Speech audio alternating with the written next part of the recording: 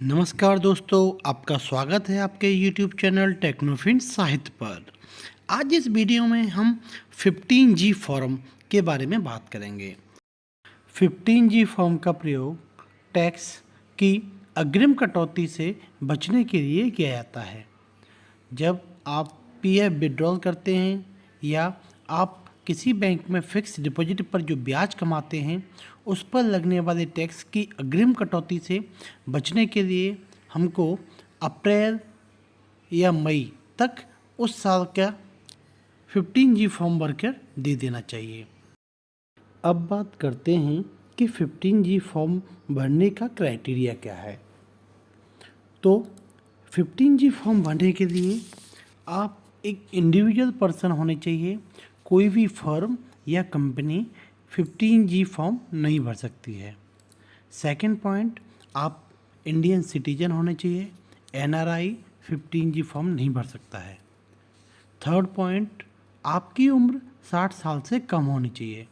अगर आपकी उम्र 60 साल से अधिक है तो 15G फॉर्म की जगह आपको 15H फॉर्म फिल करना होगा।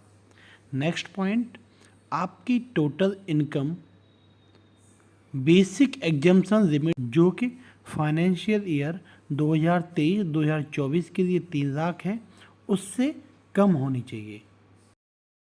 अब देखते हैं कि 15G फॉर्म कैसे भरते हैं। 15G फॉर्म के 2 पार्ट होते हैं, पार्ट 1 और पार्ट 2। पार्ट 1 हम लोगों को भरना होता है और पार्ट 2 इनकम टैक्स डिपार्टमेंट के द्वारा भरा जाता है। पार्ट 1 में पहला ऑप्शन है नेम ऑफ द असेसी। इसके अंदर आपको अपना नाम डालना होगा। सेकंड पॉइंट है पैन ऑफ द असेसी। इसके अंदर आपको अपना पैन नंबर एंटर करना होगा। थर्ड पॉइंट है स्टेटस। इसके अंदर आपको इंडिविजुअल, अगर कोई व्यक्ति इसको फॉर्म भर रहा है तो इंडिविजुअल, और अगर HUF Hindu undivided family group भर रहा है तो HUF फिल करेंगे। फोर्थ ऑप्शन है previous year for which declaration is being made. इसमें 2023 और 2024 डालना होगा। फिफ्थ पॉइंट है रेजिडेंट स्टेटस। क्योंकि इंडियन सिटीजन ही ये फॉर्म भर सकता है तो इसके अंदर आ जाएगा रेजिडेंट। इसके बाद 6 पॉइंट से 12 पॉइंट तक इसमें आपको अपने घर का पता फिल करना होगा, जिसमें 6 पॉइंट में अपना फ्लैट नंबर या हाउस नंबर, 7 पॉइंट में प्रेमिसेस का नाम, 8th पॉइंट में आपको रोड का नाम, 9th में आपको अपने एरिया या लोकेलिटी का नाम, 10th पॉइंट में अपनी सिटी या टाउन का नाम, 11 पॉइंट में आपको अपने स्टेट का नाम और 12 पॉइंट में आपको अपना पिन कोड नंबर डालना होगा। 13 पॉइंट पे आपको अपनी ईमेल आईडी डालनी होगी और 14 पॉइंट पे आपको अपना मोबाइल नंबर एंटर करना होगा। यहाँ तक आपकी सारी पर्सनल डिटेल्स हो गई। इसके बाद आता है 15 पॉइंट। 15 पॉइंट में ए पॉइंट है whether assessed to tax under the income tax act 1961, yes और नो। इसका मतलब ये हुआ कि अगर आपने पिछले 6 सालों में कभी भी ITR फिल किया है तो आप इसमें यस पर क्लिक करेंगे। अगर नहीं किया है तो नो पर क्लिक करके बी ऑप्शन आपको नॉट एप्लीकेबल फिल करके आगे बढ़ जाना है। अगर आपने किया है तो आप यस पर क्लिक कीजिए और बी पॉइंट के अंदर लेटेस्ट असेसमेंट ईयर डालनी होगी। अगर आपने FY 22-23 के लिए अपना ITR फिल किया था तो उसकी असेसमेंट ईयर हो गई 2023 और 2024। अब नेक्स्ट पॉइंट है 16 पॉइंट। इसके अंदर है estimated income for which this declaration is made. मतलब अनुमानित इनकम जिसके लिए हम ये 15G फॉर्म भर रहे हैं। तो इसके अंदर आपको जो भी इंटरेस्ट मिलने वाला है अनुमानित, वो आप यहाँ पे भर दीजिए। या PF विड्रॉल के समय जो भी आपका अमाउंट PF में निकलने वाला है, जो आप पासबुक से देख सकते हैं, वो यहाँ पे भर दीजिए।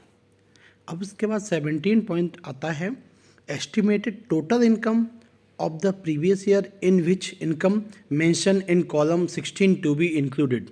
इसके अंदर आपके अपने इस साल की जो भी इनकम रहने वाली है, टोटल जो भी इनकम रहने वाली है, उसमें 16 पॉइंट में जो अपने इंटरेस्ट वाली इनकम है या PF विड्रॉल वाली इनकम है उसको जोड़ के लिखना है। यह अनुमानित इनकम है, इसका एक्यूरेट होना ज़रूरी नहीं है। जो भी आपको अनुमान लग रहा है कि इतनी हमारी टोटल इनकम होगी इस साल में, वो आप यहाँ पे एंटर कर सकते हैं।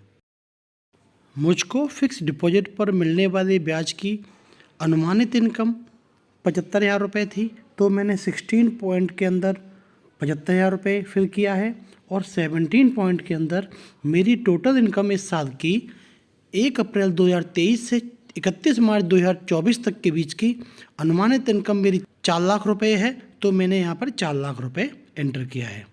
अब इसके बाद नेक्स्ट पॉइंट आता है 18, details of form number 15G other than this form field during the previous year if any. इसका मतलब ये हुआ कि अगर आपने इस 15G फॉर्म के अलावा किसी अन्य बैंक में 15G फॉर्म भरा है, तो जितने 15G फॉर्म और भरे हैं उनकी संख्या लिख दीजिए और जितनी इनकम के लिए भरे हैं वह लिख दीजिए। मैंने इसके अलावा एक फॉर्म और फिल किया था, तो मैंने एक नोट कर दिया और 55,000 रुपये के ब्याज के लिए वो फॉर्म भरा था, तो मैंने अमाउंट में 55,000 रुपये डाल दिया। नेक्स्ट पॉइंट आता है 19 पॉइंट के अंदर details of income for which the declaration is filled. इसके अंदर वह डिटेल डालनी है जिसके लिए ये फॉर्म भरा जा रहा है। पहले वाले पॉइंट में आपको सीरियल नंबर नोट करना है, दूसरे वाले पॉइंट में identification number of relevant investment और अकाउंट। इसके अंदर अगर आप पीएफ विड्रॉल के लिए कर रहे हैं तो आपको यूएएन नंबर डालना होगा। मैं यहाँ पर इंटरेस्ट पे टीडीएस कटौती से बचने के लिए कर रहा हूँ, तो मैं वो अकाउंट नंबर डाल रहा हूँ या एफडी नंबर डाल रहा हूँ। नेचर ऑफ इनकम में मैं इंटरेस्ट लिख दूँगा। Third option section under which tax is deductible, इसके अंदर मैं सेक्शन 192A लिखूँगा। और अमाउंट ऑफ इनकम, इसमें वही अमाउंट आएगा जो हमने 16 पॉइंट में अमाउंट लिखा था, मतलब मेरे केस में वह 75,000 रुपये था, तो मैंने यहाँ पे 75,000 रुपये फिल कर दिया।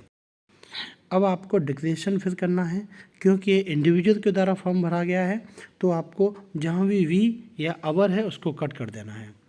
अब आई के बाद यहाँ आपका नाम आ जाएगा, मैंने यहाँ पे अपना नाम डाल दिया।